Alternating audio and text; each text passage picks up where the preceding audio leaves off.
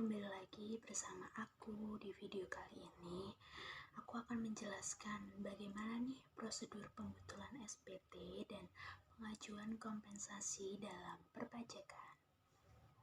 Oke, kita bahas satu persatu mulai dari pengajuan pembetulan SPT terlebih dahulu. Kapan sih dan dalam kondisi apa wajib pajak dapat melakukan pembetulan SPT? Nah, wajib pajak dapat mengajukan pembetulan SPT jika terdapat kekeliruan dalam perhitungan maupun salah tulis atau dalam pengisian datanya belum lengkap.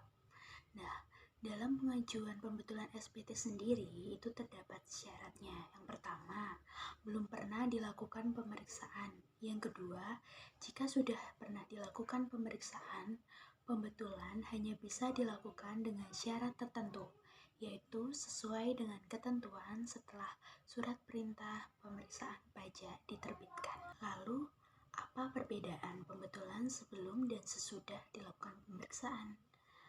Sebelum dilakukan pemeriksaan, wajib pajak bebas melakukan pembetulan secara mandiri. Akan tetapi, jika setelah pemeriksaan, wajib pajak harus mengakui kekeliruan dan menyetorkan kekurangan pajak ditambah dengan sanksi administrasi. Dokumen-dokumen yang harus dipersiapkan untuk pengajuan pembetulan SPT yaitu terdiri dari formulir SPT itu sendiri, lalu ada bukti pemotongan atau bukti setor pajak yang relevan, lalu ada surat pengantar pembetulan SPT dan juga dokumen pendukung perhitungan terbaru jika ada. Simulasi pengisian SPT pembetulan. Misalkan Anda seorang wajib pajak orang pribadi yang sudah melaporkan SPT tahunan PPh 21 dengan status kurang bayar 1 juta. Setelah melakukan verifikasi ulang, Anda menemukan bahwa ada penghasilan lain sebesar 5 juta yang belum dilaporkan. Untuk langkah pertama, buka kembali formulir SPT tahunan Anda, misalnya e-filing. Lalu langkah kedua, pada bagian status SPT, ubah dari normal menjadi pembetulan ke-1. Selanjutnya, masukkan penghasilan yang belum tercantum, sehingga total penghasilan Anda akan bertambah. Yang keempat, hitung ulang PPh yang terutang. Misalkan, setelah perhitungan ulang, PPh yang terutang menjadi 1.500.000.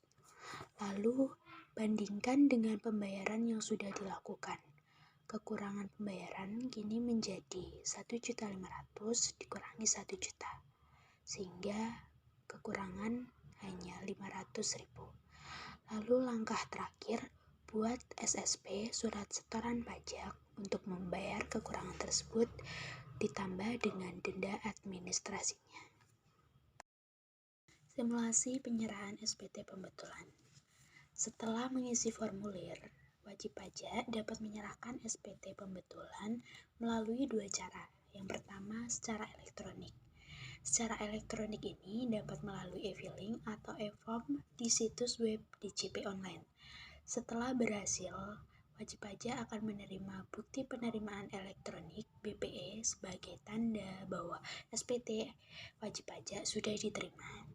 Lalu cara yang kedua, secara manual. Datang langsung ke kantor pelayanan pajak terdekat, lalu serahkan formulir SPT dan dokumen pendukung kepada petugas.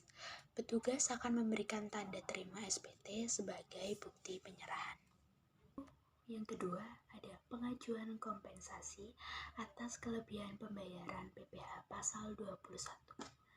Definisi kompensasi atas kelebihan pembayaran PPh pasal 21 itu sendiri adalah pemindahan kelebihan bayar pajak pada suatu masa pajak untuk dapat diperhitungkan dengan utang pajak pada masa berikutnya.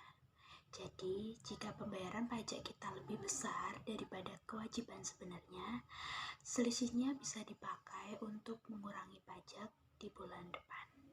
Lalu untuk syarat utama pengajuan kompensasi adalah SPT masa PPh 21 yang menunjukkan status lebih bayar. Yang kedua, wajib pajak tidak sedang dalam sengketa pajak yang menghalangi pengembalian. Untuk prosedurnya itu yang pertama kita mengisi SPT dengan memilih opsi kompensasi ke masa pajak berikutnya.